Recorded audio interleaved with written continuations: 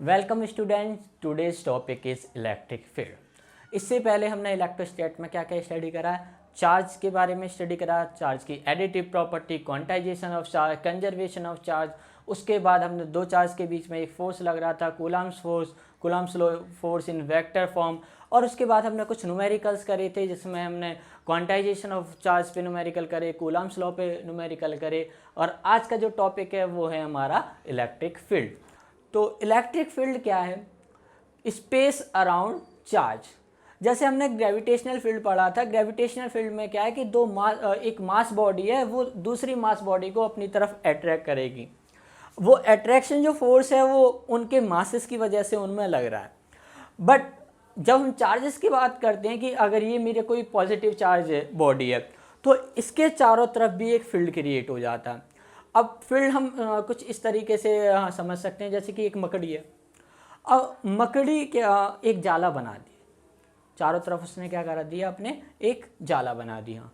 अब उस जाले में जाल में जो वेब है, उस वेब में अगर कोई इंसेक्ट आके फंस जाता है, तो क्या है, मकड़ी को पता पड़ेगा कि उसके जो फील्ड उसने एक बना रखा, उस फील्ड में कोई इंसेक्ट आके फंस गया, और वो उस वेब की हेल्प से उसे अपनी तरफ क्या करेगी, खींच लेगी।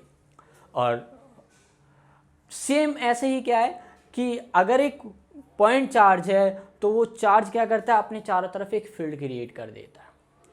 अब फील्ड क्रिएट करने के बाद जब उसमें कोई अदर चार्ज आता है, तो उस चार्ज पे जो मेरा मेन चार्ज है, सोर्स जो मेन चार्ज है, वो क्या करेगा, एक फोर्स लगाएगा। अब वो फोर्स क्या है, मे बी अट्रैक्टिव हो सकता है और रिपल्सिव हो सकता है। अगर सपोज कर वो जो मकड़ी थी, अगर दूसरी मकड़ी उसमें आती तो वो उसे खाती नहीं, वो क्या करेगी, उसे दूर भेजेगी। सेम अगर कोई पॉजिटिव चार्ज है और दूसरा पॉजिटिव चार्ज उसके पास आया, तो वो क्या करेगी, उसे क्या करेगा, पॉजिटिव चार्ज को कूलम्ब्स लॉ में हमने पढ़ा है कि वो दूसरे चार्ज को क्या कर देगा, रिपेल करेगा। अब वो रिपेल क्यों कर रहा है, सेम चार्ज है। अगर अपोजिट चार्ज उस एरिया में आए और उस एरिया में आने की वजह से वो कैसा फील करेगा, एक अट्रैक्टिव फोर्स फील करेगा, और वो जो चार्ज है दूसरे चार्ज की तरफ अट्रैक्ट होगा। मीन्स अगर मेरे पास कोई पॉजिटिव चार्ज है और इसके चारों तरफ क्या हो जाएगा, एक फील्ड क्रिएट हो जाएगा। अब हमें इस फील्ड के बारे में कैसे पता लग सकता है, कोई सपोज कोई टेस्ट चार्ज हम लेते हैं, और उस टेस्ट चार्ज को जब हम इसके पास लाएंगे, तो जब अगर ये पॉजिटिव चार्ज है और टेस्ट चार्ज जो है हमारा, वो भी जो ये चार्ज है, इसे हम क्या बोलते हैं, सोर्स चार्ज, सोर्स। और जो अनदर चार्ज हम ला रहे हैं, दैट इज टेस्ट चार्ज। और जो टेस्ट चार्ज है उस पर बहुत ही स्मॉल अमाउंट में, बिल्कुल ना के बराबर चार्ज है। जब हम इस टेस्ट चार्ज को इसके पास लाए, तो एक फोर्स एक्सपीरियंस करेगा, और जितने एरिया में ये फोर्स एक्सपीरियंस करेगा, वो सोर्स चार्ज का क्या है, फील्ड है। ठीक है। अब इस वाले चार्ज, जब ये चार्ज है तो इस पर भी कुछ ना कुछ इसका भी अपना फील्ड होगा। जैसे ही ये इसके पास आएगा, तो इसे क्या है, पता पड़ जाएगा कि मेरे पास कोई अनदर चार्ज आ रहा है, और या तो वो उसे क्या करेगा, अट्रैक्ट करेगा, या फिर रिपेल कर देगा।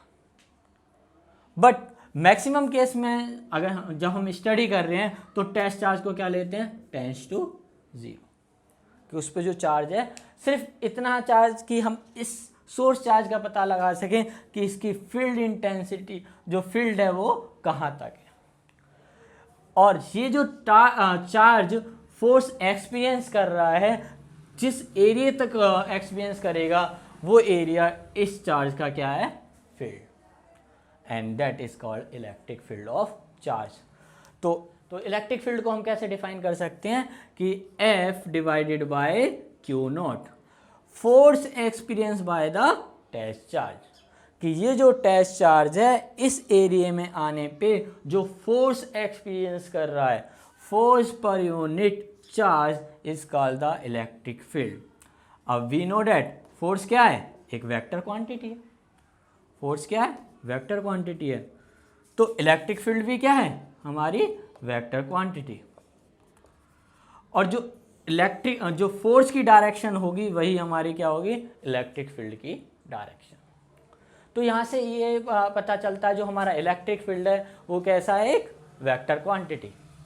अब बात करते हैं कि इसकी डायमेंशन एंड यूनिट की। अब इलेक्ट्रिक फील्ड की यूनिट क्या है, इलेक्ट्रिक फील्ड की यूनिट कैसे फाइंड करेंगे। फोर्स की यूनिट हमारी क्या होती है, न्यूटन, और चार्ज की यूनिट कूलाम। तो यूनिट जो हो गई हमारी इलेक्ट्रिक फील्ड की न्यूटन पर कूलाम या फिर न्यूटन कूलाम इनवर्स। डायमेंशन फार्मूले की बात करें, डायमेंशन फार्मूला जो फोर्स का हमारा होता है वो क्या है, F m1 L1 और T-2, एंड चार्ज के लिए A-T-1। तो जो हमारी डायमेंशनल हो गई इलेक्ट्रिक फील्ड की वो क्या हो गई, m1 L1 T-2 divided by A-T inverse, it's means m1 L1 T-3 और A1। ये हमारी डायमेंशन हो गई इलेक्ट्रिक फील्ड की। हमें पता पड़ा कि इलेक्ट्रिक फील्ड क्या है, किसी भी चार्ज के चारों तरफ का जो स्पेस है वो उस स्पेस में कोई अदर चार्ज आएगा, तो जो charge other charge force experience कर रहा है, किस एरिया तक वो एफ फोर्स एक्सपीरियंस कर रहा है, वो क्या बताया आता है, दूसरे चार्ज का इलेक्ट्रिक फील्ड इतने एरिया में है। अगर सपोज करो कोई न्यूट्रल चार्ज बॉडी आ जाए, न्यूट्रल चार्ज बॉडी लाइक अगर ये मेरे पास कोई पॉइंट पॉजिटिव चार्ज है और कोई न्यूट्रल बॉडी आ गई, अब न्यूट्रल बॉडी आ गई, इस पे क्यू जो मेरा है वो क्या है, 0। अब क्यू 0 है तो जो हमारा कूलम्स लॉ क्या कहता है, के Q1 Q2 divided bye are square. अब यहाँ पे तो चलो क्यू क्या है, नॉट इक्वल्स टू 0, बट यहाँ पे क्यू क्या है, 0। अब क्यू 0 है तो फोर्स क्या 0 होना चाहिए। क्या फोर्स हमारा 0 होगा, नहीं, हमारा फोर्स यहाँ पे 0 नहीं होगा। फोर्स 0 कैसे नहीं होगा, ये हमारा जो Q पॉजिटिव चार्ज था ये क्या करेगा, बाय द इंडक्शन यहाँ पे क्या कर देगा, नेगेटिव चार्ज क्रिएट करेगा, राइट। यहाँ पे नेगेटिव चार्ज क्रिएट कर रहा है और यहाँ पे क्या हो जाएगा, पॉजिटिव चार्ज क्रिएट। यहाँ पे नेगेटिव हो गया, यहाँ पे पॉजिटिव हो गया। अब ये नेगेटिव इस पॉजिटिव चार्ज, ये पॉजिटिव चार्ज इस नेगेटिव चार्ज को क्या करेगा, अपनी तरफ अट्रैक्ट करेगा। सपोज इसका डिस्टेंस क्या है, R1, बट फोर्स तो इस चार्ज की वजह से भी लगेगा। इस पे क्या है, पॉजिटिव चार्ज, ये भी पॉजिटिव चार्ज, ये इसे क्या करेगा, रिपेल। सपोज इसका डिस्टेंस क्या है, R2, R1 is less than R2, R1 distance पे हमारा क्या है, नेगेटिव चार्ज, और R2 डिस्टेंस पे क्या है, पॉजिटिव चार्ज। अब इन दोनों के बीच में जो फोर्स ऑफ अट्रैक्शन है, इन दोनों के बीच में जो फोर्स ऑफ रिपल्सन है, अब जब ये डिस्टेंस हमारा कम है और हमें मालूम है F इज इक्वल्स टू के Q1 Q2 divided bye R1, ये F1 है, और F2 क्या है, के Q1 Q2 divided bye R2। अब जो R1 डिस्टेंस है वो लेस देन है R2 डिस्टेंस है, तो ये वाला जो फोर्स होगा F1 ग्रेटर होगा किससे, F2 से। बट नेट रिजल्टेंट फोर्स तो होगा इस बॉडी पे, नेट रिजल्टेंट फोर्स तो है, क्योंकि इंडक्शन से क्या हुआ, इस चार्ज ने यहाँ पे पॉजिटिव चार्ज क्रिएट करा और नेगेटिव चार्ज दूसरी इस पे एक साइड नेगेटिव के लिए क्रिएट कर दिया और दूसरी साइड क्या कर दिया, पॉजिटिव चार्ज क्रिएट कर दिया। अब इस डाइपोल यहाँ पे जो डाइपोल क्रिएट हुए, उस डाइपोल क्रिएट होने की वजह से नेट फोर्स इस बॉडी पे है। But according to Coulomb's law, F is equals to Q1 Q2 divided by R square. तो और जो टोटल चार्ज था इस बॉडी पे, अब भी टोटल चार्ज तो अब भी 0 है, तो फोर्स क्या होना चाहिए, 0। बट ये क्या कह, ये थ्योरी हमारी क्या कह रही है कि अगर हम यहाँ मैथमेटिकली देखें तो यहाँ पे कुछ ना कुछ फोर्स है। ऐसा क्यों हुआ, क्या कूलम्स लॉ फेल हो रहा है यहाँ पे, या फिर जो हम इंडक्शन कह रहे हैं कि इंडक्शन की वजह से इस पे चार्ज आएगा, वो गलत है। नहीं, यहाँ पे दोनों ही चीज़ ठीक है। याद करिए जब हमने कूलम्स लॉ जब स्टडी कर रहे थे, तो उसमें क्या था कि जो हमारे चार्जेस हैं वो कैसे होने चाहिए, पॉइंट चार्ज। दोनों के दोनों क्या होने चाहिए, पॉइंट चार्ज। ये क्या पॉइंट चार्ज है, ये एक बॉडी है और बॉडी पे हमारे क्या हो रहे हैं, डाइपोल क्रिएट हो रहे हैं। अगर ये पॉइंट चार्ज होता तो यहाँ पे डाइपोल ही नहीं क्रिएट होते, और डाइपोल क्रिएट नहीं होते तो जो यहाँ पे फोर्स लगता वो क्या होता, 0। बट यहाँ पे जो फोर्स लगा वो किसकी वजह से लगा, डाइपोल क्रिएट हो रहे हैं, और डाइपोल जब क्रिएट हो रहे हैं जब ये एक पॉइंट चार्ज नहीं है। मीन्स हमारी दोनों चीज़ यहाँ पे वैलिड है, कूलम्स लॉ भी वैलिड है और बाय द इंडक्शन जो चार्ज प्रोड्यूस हुआ है वो भी वैलिड है। बट यहाँ पे जो हम सोच रहे थे कि फोर्स क्या होगा, जीरो होगा, वो फोर्स जीरो ना होके कुछ ना कुछ हमारा फाइंड आउट होके आएगा। और वो फाइंड आउट होके इसलिए आ रहा है क्योंकि ये क्या एक लार्ज बॉडी है और लार्ज बॉडी पे डाइपोल क्रिएट हो रहे हैं, राइट।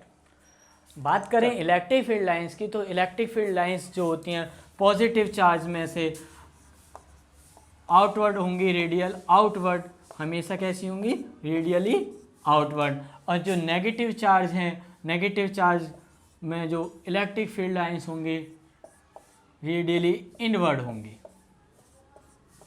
मींस अगर हमारे पास दो चार्ज हैं पॉजिटिव और नेगेटिव, तो electric field line positive charge से एमिट होंगी और नेगेटिव चार्ज में क्या करती हैं, एंटर। अगर एक डाइपोल एग्जिस्ट कर रहा है, एक पॉजिटिव चार्ज है और एक नेगेटिव चार्ज है, तो जो हमारी फील्ड लाइंस हैं वो पॉजिटिव से नेगेटिव चार्ज के में एंटर करेंगी, पॉजिटिव चार्ज से निकलेंगी और नेगेटिव चार्ज में एंटर करती हैं, राइट। इलेक्ट्रिक फील्ड इंटेंसिटी को हम कैसे डिफाइन कर सकते हैं कि E is equals to F/Q।